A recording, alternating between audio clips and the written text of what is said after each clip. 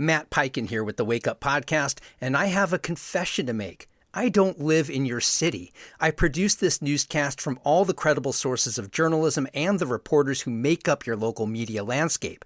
I try to get the names of people and places right, but once in a while, I'll mispronounce something. So I want you to set me straight so I don't repeat the mistake. If you hear anything amiss or just want to send feedback on the show, email me at editor@wakeupthenews.org. All right, on with the news.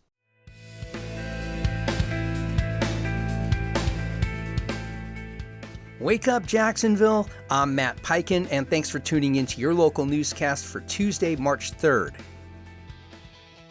Renovations are underway at the Jaguar Stadium of the Future after the city issued a $696 million permit, the largest share of the at least $1.4 billion overhaul of Everbank Stadium.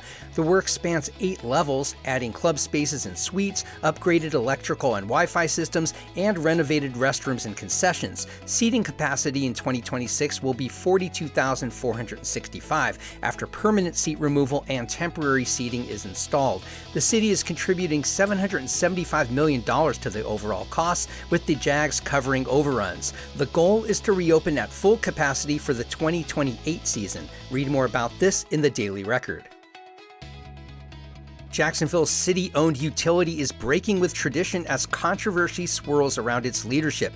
JEA's executive committee voted yesterday not to elevate Vice Chair Rick Morales to board chair next year. Morales recently called for an independent review of Chief Executive Officer Vicky Cavey, saying he'd heard complaints of micromanaging and a toxic workplace culture. The full board rejected that request and backed Cavey in a 6-1 vote, with Morales dissenting. Instead, the committee chose current Secretary M.G. Orender as chair, pending full board approval. Read more about this at News4 Jacksonville.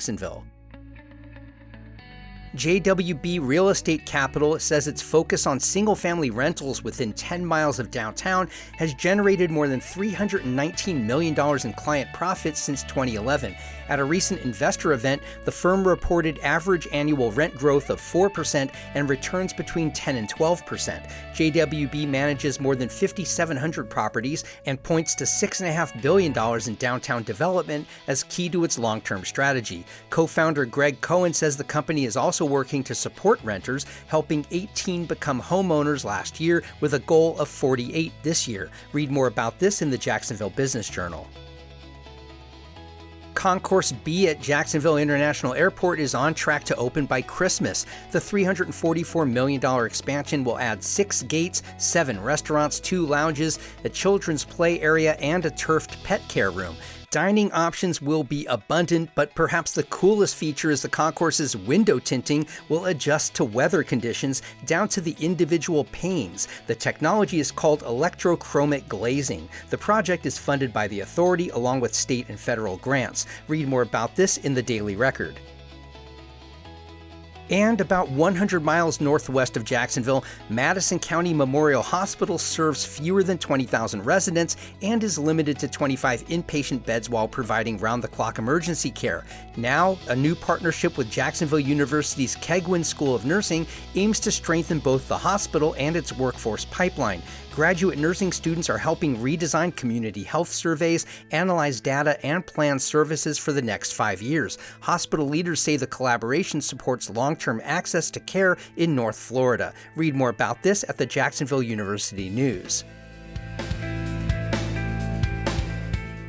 Our free newsletter is a quick local news digest, essentially this newscast in written form. Subscribe at wakeupjacks.transistor.fm. You can also find us on Facebook and Instagram at wakeupjacksfl. And please share this podcast with your friends who care about this city.